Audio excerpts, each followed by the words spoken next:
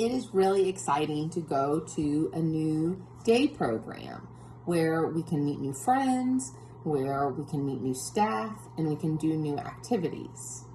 But sometimes things are different in different day centers. So schedules might be different, access to doing things might be different. So before, we've been used to having the same classes every day and going on outings on a really regular schedule, like going out every single Tuesday. Our new day center has things set up a little bit different. So there's multiple classes and we won't get to do all of them every day, but we can always say, I really like to do crafts. Could I do it at least once a week? And the staff can reassure us, yes, once a week.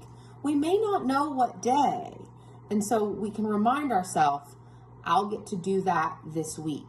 Because if our first choice is, I want to go to art on Monday, my very first class, that can't always happen because there's lots of other people there and we have to be able to share classes. So we want to tell ourselves, I'm going to get to do that this week.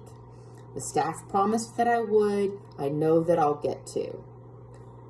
With outings at our new day program, they're going to happen not as frequently. So instead of going every single week and on the same day, we might only go once a month, or it might even be longer than that if there's not as many staff there and the outing can't be safe because there's not enough people. It's always okay to ask at the beginning of the week, will there be outings this week? But if the answer is, we'll have to wait and see, then we don't want to ask any more that week. We can remind ourselves, as soon as there's an outing, I will get to go. And today I'm excited about this class or this snack or going to the sensory room. It can be really hard when we're unsure of when we'll get to go, but it's important that we use our positive self-talk to be able to deal with a little bit of a different schedule. We know that we'll get to do fun things every single day, and we can ask what classes we'll do that day so that we know it's okay to have a schedule.